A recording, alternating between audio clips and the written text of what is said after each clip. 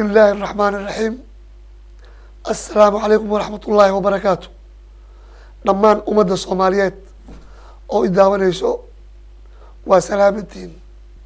أنا جوا الفنان محمد معلو نور فرينتن ما أنت وحان أدريا مدحوينها دولة فدرالية الصومالية مضانة محمد عبد الله فرماجو iyo رئيس الوزراء حسن علي غيره iyo ummadda Soomaaliyeed oo dhan ay ku socotaa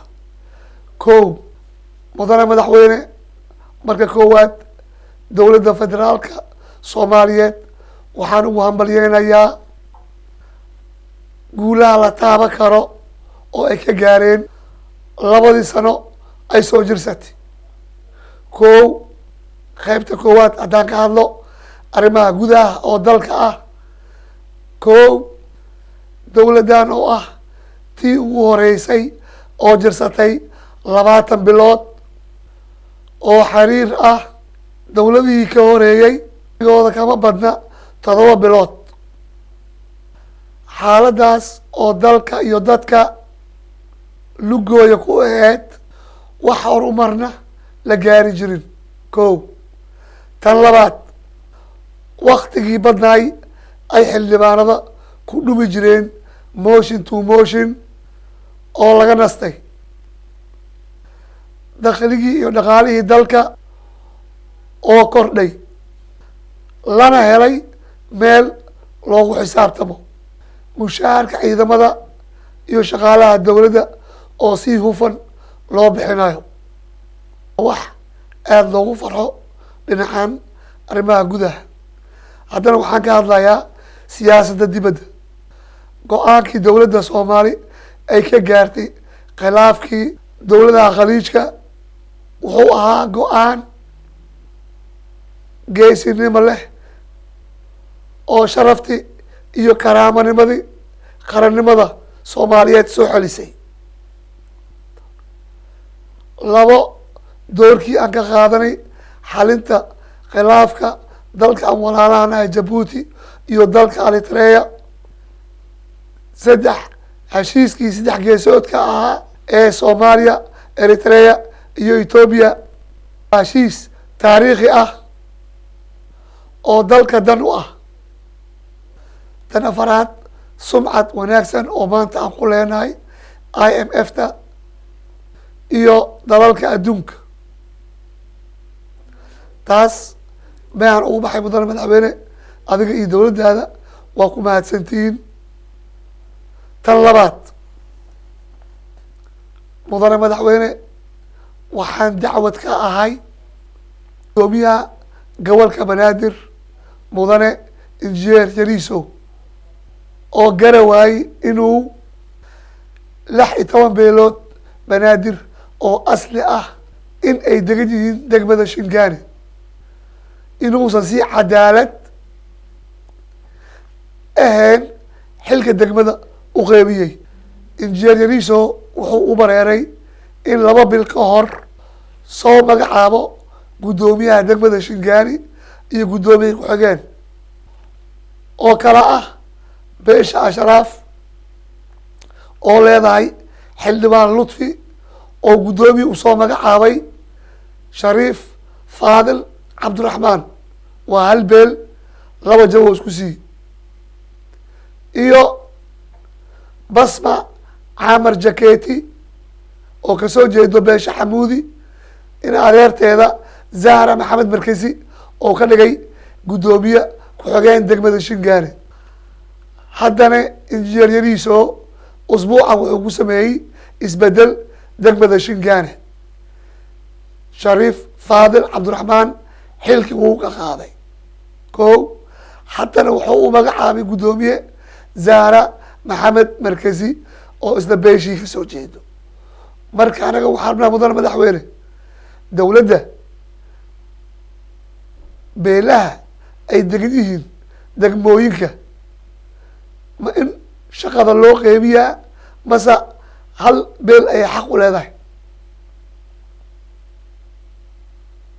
beeshaan maadaama xaqeeda ay u qaadatay ku-xigeenka duqa magaalada arrimaha bulshada waad la socotaa marka haddana in guddoomiye loo magacaabo macnihiisa waxaan kaa rabnaa inaad noo soo sheegtid.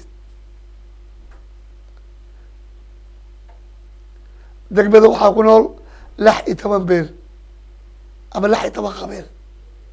marka mudane madaxweyne waxaa jiraa 3 qodob oo dawladihii hore labas ahay 3 ay ka dhigeen. hore waxay ahayd mudane madaxweyne xamar u dhashay iyo ku dhashay. waxaa soo zaa'iday u dhintay dawladihii hore. dawladda aadan waxay noo soo zaa'idisay ku dhaawacmay. marka anaga waxaan kaa codsanaa mudane madaxweyne qabiilkan min dawladdii cabdiqaasin ilaa hadda ayuu guddoomiye ka yahay degmada. marka qabiilada kale miyaysan xaq u lahayn mase nin kalaa wata mase Canada laga wataa. marka waxaan rabnaa anaga maadaama qabiilkan uu qaatay xaqiisa gobolka banaadir arrimaha bulshada 15 qabiil 14 qabiil kale ashraafna ay qaadatay xildhibaan 14 qabiil kale waa in xaqooda la siiyaa. laakiin hadday tahay Canada laga wataa ya ama qool bogisaa wataa hadday tahay ama ay tahay aniga xabada igu dhacday waa u dhaawacmay. marka waxaan kaa codsanaa degmada xamarweynin waxay qabaan u dhintay xildhibaan axmed cusmaan maya macalin asaga u magacaaw ilaa uu ka dhinto beeshiisa la siiyo. haddii beeshaan lagu sii ani waa u dhaawacmay oo lagu hadadaayo injineeriiso. mudane madaxweyne waad la socotaa gobolka banaadir ilaa hadda waxay ku dhisme la-dahay waxaa la isku haystaa u dhashay ku dhashay u dhintay. marka haddana waxaa soo baxaybo ku dhaawacmay cid ku doodeyso. 2 aniga waxaan mudaa ma istaqaan kole waxaa laga yaabaa inaad warkeyga aada maqashay ama maqaaladeeda kusoo gaareen. haddaad aniga u baahantid taariikhdeeda iyadoo koobana ku siinaa. aniga waxaan kamid ahay dadka u diranayo inay nabadda kusoo naqado dalka oo wixii nabad badane aan taageersanahay. aan magaca Soomaali 2014 ilaa haddana aan meelo badan adduunka aan horjooga ugu ahay dhinaca fanka. waxaadna warsan kartaa wasiirkaaga arrimaha dibadda Axmed Cawad Ciise. 2 marka mudane madaxweyne codsigeyga waxaan rabaa in aad ii hirgelisid. tan labaad waa markii 3aad aan soo fadhiisanayo TV-ga mudane madaxweyne codsi aan soo jeediyey oo ah golaha murtada iyo madadaalada. waad socotaa Soomaaliya waxaa leheen 3 isbitaal Martini Digfer Madina. isbitaalkii Digfer waxaa lagu sameeyey Ordogan macna male. iskoola Blusio waxaa loo bixiyey ninka xaq u lahay generaalki kadiye oo macalinka muusikada ahay. waa wax lagu faano. marka anaga waxaan rabnaa fanaaniinteena meel aan taariikh u leenahay ma leh.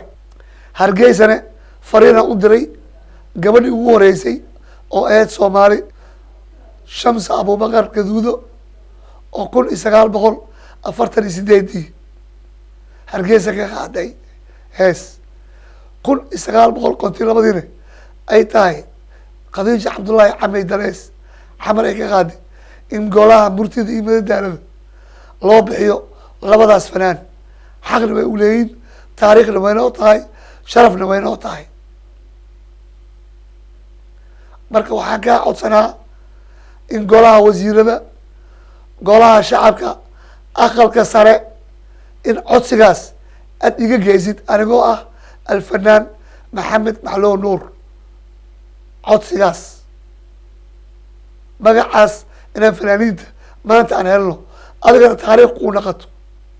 waxaan waa qori isku dhiib dawladda cabdiqaasim ilaa dowladdaada hadda waxaa soo maray cabdiqaasim sheekh shariif cabdullaahi yuusuf xasan sheikh